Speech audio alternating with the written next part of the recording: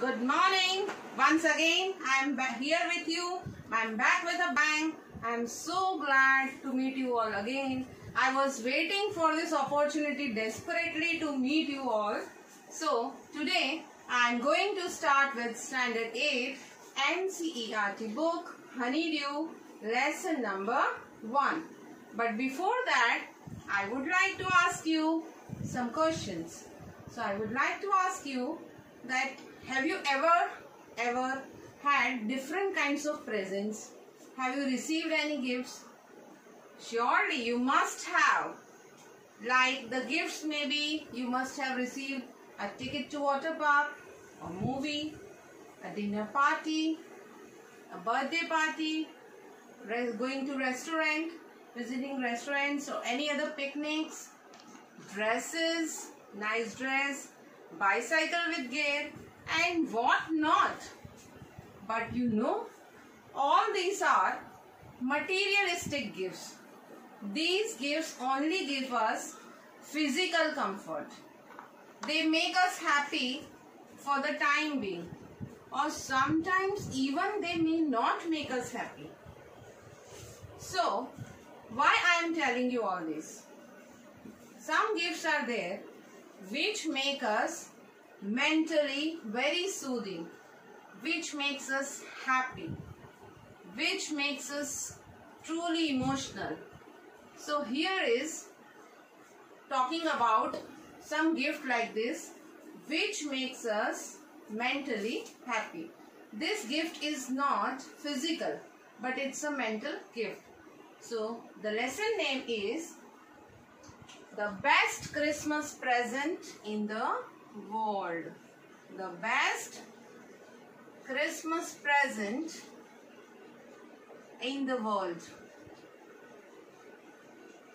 Not only in India or not only for one particular person, but the best Christmas present in the world. So surely it must be a very nice present. So this story is written by Sir Michael Andrew Bridge Morpurgo. He was born on 5th October 1943 and in UK he was born. He was a poet, he was an author, he did many things like this. He was best known for children's novels such as Warehouse. So now we would like to start the summary or the lesson explanation in short. Here the lesson is about basically two types of things which can be considered as the best gift. Here one part of the story, it is written here that Connie Macpherson, she is a lady who is now very old and she is not in her stable condition of mind. She is missing her husband. Her husband who went to fight war. That time World War I was going on and her husband was fighting a war. He was a soldier of the British Army. Maybe he died during the war, but Connie Macpherson received her husband's, Jim Macpherson's, last letter as Christmas gift. So the letter, she has lots of emotions attached with the letter. She preserves the letter well. That letter is the best Christmas gift from her husband to her. But now she is not in a stable condition of mind. She has turned very old. So the letter which is brought to her by somebody, she thought that somebody which brings the letter for her is none other than her husband. So she meets that person and she assumes, she thinks that that person who comes with the letter is her husband only and nobody else. This is one side of the story, one thing of the story. the other thing of the story is that whenever we are fighting wars, when we are having battles, anything is there like this in which fight is included, nobody gets any benefit. We know war never brings peace. Even soldiers fight war for their country, but they also face lots of struggles, and war anytime does not do any good to humanity. So here one message is also conveyed that what if we fight war and decide the things between us through the help of some match, like for example one football match can decide the future of two countries. Is this a way that can solve the problems out, to take out any solution? Is this the way? So that is about the two parts which is connected to the best Christmas present in the world.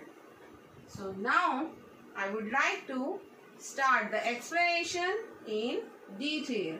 That is line to line explanation. Before that, I would like to tell you that don't forget to like, share and subscribe my channel, especially for you my children. So press the bell icon too. Now we start with the lesson finally. I spotted it in a junk shop in Bridport, a roll-top desk. The man said it was early 19th century and oak.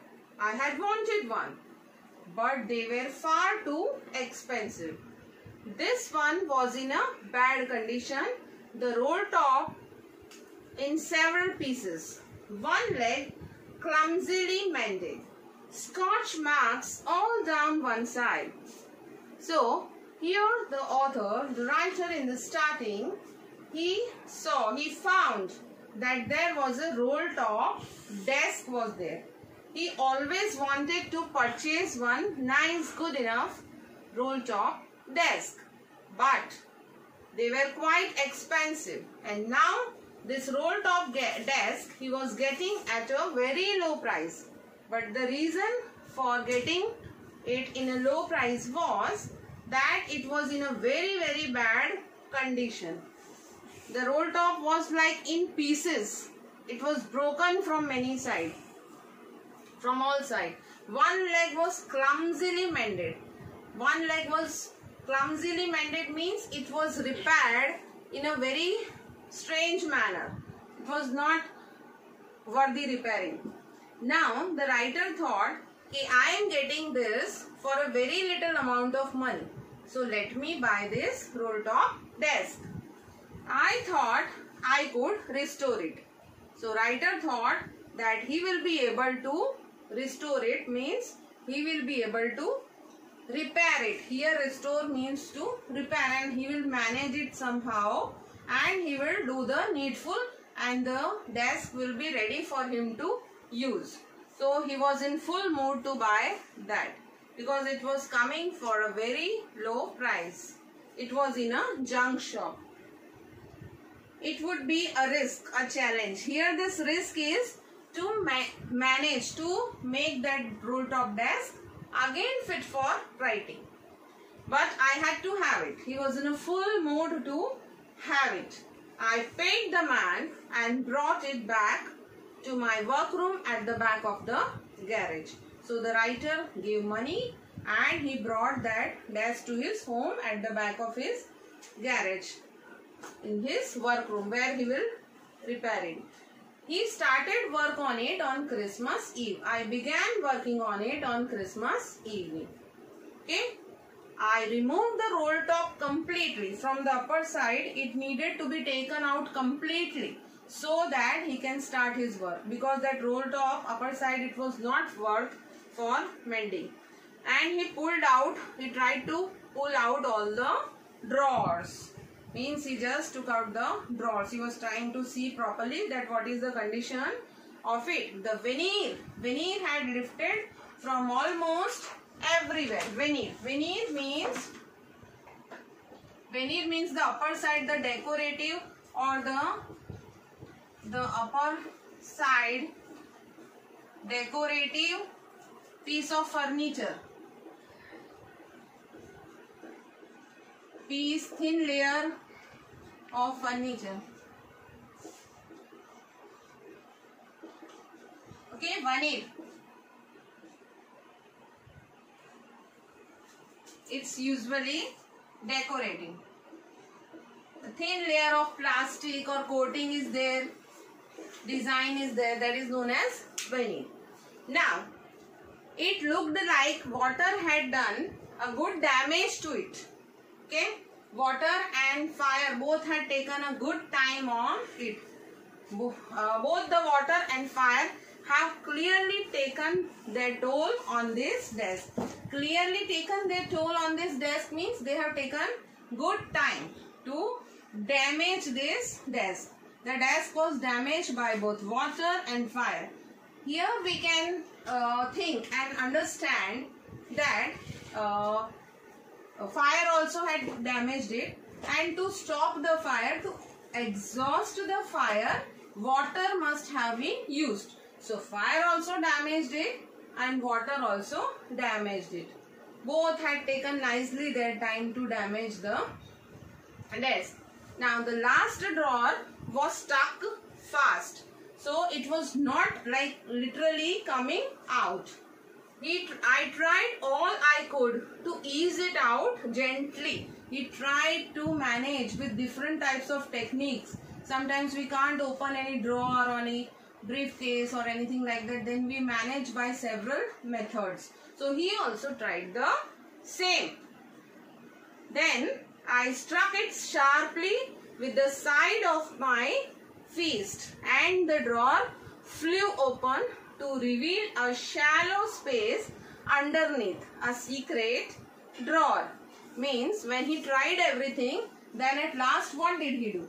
He just did his fist and he just stuck at the drawer, and then it flung open. It just came out and it flew open. And when it come out, it was seen that it was a secret drawer type inside. There was something in it. And I reached in and took out a small black tin box. So when he saw nicely, he found that there was some small secret type of drawer was there inside. And when he took out, there was a small box in it. And the box was of black color, tin box. Sellotaped to the top of it was a piece of lined note paper.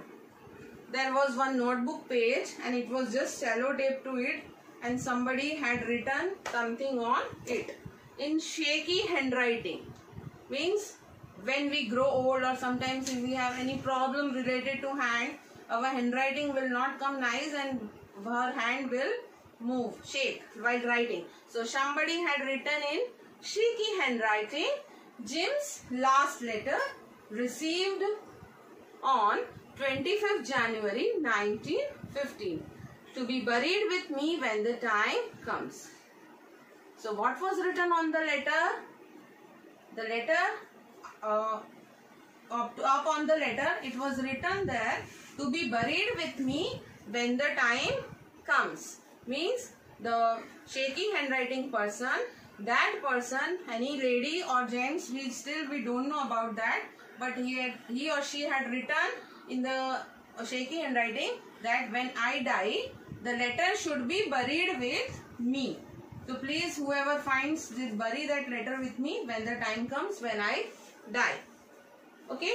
Then I knew as I did that it was wrong of me to open the box. The writer knew that as manners, as etiquettes, we should not touch others' things without their permission. We should not try to peep inside somebody's house, or we should not try to see others' personal things. We should not try to do that. We should not do specially without the permission. These are the normal etiquettes. So he did not want to, but the curiosity is natural in human beings. So curiosity got the better of it, but curiosity got the better of my scruples, it usually does. Means there is some inner thing, inner feeling which tells us that don't do this. This is a wrong thing. But still, oh, let me see, let me check. Nobody is seeing me. Nobody is watching me. Who will tell to all? Means I can do that. Okay, it's okay. Once I do, then it's no problem. Like our inner voice is there, but we sometimes suppress our inner voice due to our curiosity, because curiosity takes over us. So scruples. Scruples here means that feelings that make you hesitate to do something wrong. Scruples. Scruples. Feeling that makes you stops you to do something, feelings that stops you do something which is wrong, which tells us that this is wrong. So inside the box there was an envelope. What was there? Now inside the box, upper side of the box there was the line note of paper, but inside the box, now inside the box what was there? It was an envelope. The envelope read the address. What was the address? Mrs. Jim McPherson, 12 Copper Beeches, Bridport, Dorset. What was written? The address was written to the receiver, maybe Mrs. Jim McPherson, 12 Copper Beeches, Bridport, Dorset. It was written on the envelope. I took out the letter and unfolded it. It was written in pencil and dated on the top December 26. That is just the day after the Christmas. That is 25th December is Christmas. This is 26th December 1914. Now the second part starts from here. Dearest Connie, this is what I am going to read, what is written inside the letter, in that envelope. I write to you in much happier frame of mind because something wonderful has just happened that I must tell you about at once. We were all standing in our trenches yesterday morning, Christmas morning. It was crisp and quiet all about, as beautiful a morning as I have ever seen, as cold and frosty as a Christmas morning should be. Means in that letter it was addressed to or written to Connie. Dearest Connie, I write to you in much happier frame of mind because something wonderful has just happened that I must tell you. Means writer wants to share some wonderful thing which has happened with him, and he is writing that to Connie named person. He wants to share something with a person named Connie. He said that they were all standing yesterday morning. It was Christmas morning. It was a morning most beautiful which he had ever seen. It was a crisp and quiet morning, as cold and frosty as a Christmas morning should be. Means the morning was same as it should be on a Christmas day, but the writer was feeling a wonderful feeling because after all it's their festival. Christmas festival was there. I should like to be able to tell you that we began it, but the truth I am ashamed to say is that Fritz began it. First someone saw a white flag waving from the trenches opposite. Then they were calling out to us from across no man's land. So here, the writer wants to tell that whatever has started, he had started it. From their side it started. Still we don't know that what exactly started. That we will come to know at a later point of time. but he wished to tell that we started it. But rather than that, he is ashamed to tell that the opposite side started it. The enemy side started it. Fritz. Fritz means a name given for German soldiers. Fritz is a particular name that is used to call or to talk about German soldiers. Fritz started that. Someone from the enemy or Fritz side, they came up with a flag and waving from the trenches, opposite side. Then they were calling out to us. Enemies were calling to us from no man's land. See, no man's land is a land as the name, no man's land. That is the land, some portion of land between the borders or fences of two countries. So some area is there which neither belongs to this side nor belongs to that side. That's why it is called no man's land. So from there somebody shouted, "Happy Christmas, Tommy." Tommy is name for British soldiers. As Fritz is name for German soldiers, Tommy is name for British soldiers. So they wished, the enemy team wished us Happy Christmas. Happy Christmas. When we had got over the surprise, some of us shouted back, "Same to you, Fritz, same to you." I thought that would be that. We all did, but suddenly one of them was up there in his grey greatcoat and waving a white flag. They just enemies wished, and we thought, that is Tommy side, British side thought that was that. That is enough. That is over. Now enemy has wished us Christmas and the matter is over. But that wasn't that. Means that was not over yet. Still they wanted to come up and meet the Tommies. Fritz wanted to meet Tommies. German soldiers wanted to meet British soldiers. We all did, but then suddenly somebody came up in his grey greatcoat. Greatcoat means a long heavy coat which is worn because of too much of cold. Waving a white flag. See, white flag is the symbol of peace, white color. So white flag he waved. That is, I am not coming to attack you. Don't shoot, lads. Someone from some team, some side, somebody shouted that don't shoot lads. Lads means boys. And no one did. No one was even thinking of shooting. Then there was another Fritz up on the parapet and another.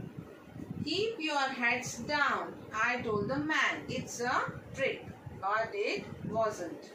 Means there was another Fritz coming. One by one, second person was coming from Fritz on the parapet. Parapet means a low protective wall along the edge of some roof or balcony. Again, I repeat, a low protective wall along the edge of a roof or a balcony. Some portion is there outside the terrace or some balcony. It's for protection.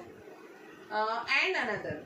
So from here, Tommy side, the British writer of the letter, still the name is not exactly known to us or mentioned. So he told that keep your heads down. Maybe enemy is trying to trick us. Maybe enemy is trying to trick us and come here for fighting. Maybe he will harm us. But it wasn't a trick. So then what it was?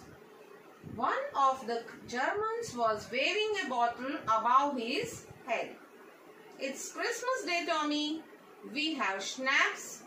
We have sausage. We meet you." Yes. By this time there were dozens of them walking towards us across no man's land. And not a rifle between them. Little Private Morris was the first up. "Come on, boys. What are we waiting for? And then there was no stopping of them. I was the officer. I should have stopped them there and then, I suppose, but the truth is that it never even occurred to me that I should. Here, the writer of the letter is telling us that one of the German was waving a bottle. See, they were showing a bottle that I have this bottle. What was there in the bottle?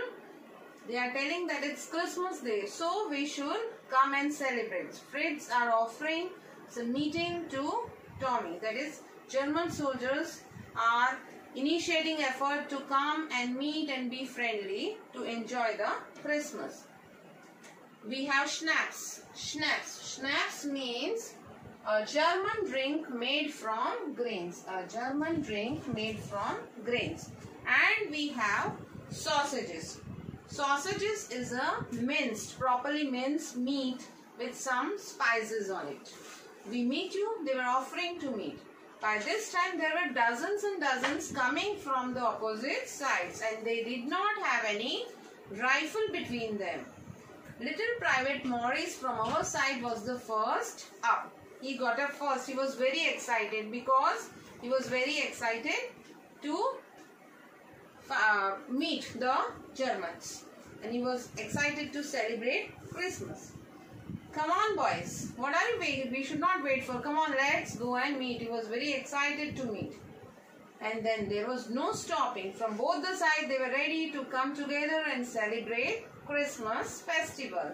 As an officer, means the writer of the letter is the officer. He should have stopped because this is not done. One could have never imagined that two enemy teams, they are meeting for the celebration of Christmas. So officers have the responsibilities. He should not allow. But that idea never occurred to the writer of the letter. And he was not able to stop. And he didn't wish to stop too. Because the idea even didn't came to him, I suppose. But the truth is that it never even occurred to me I should.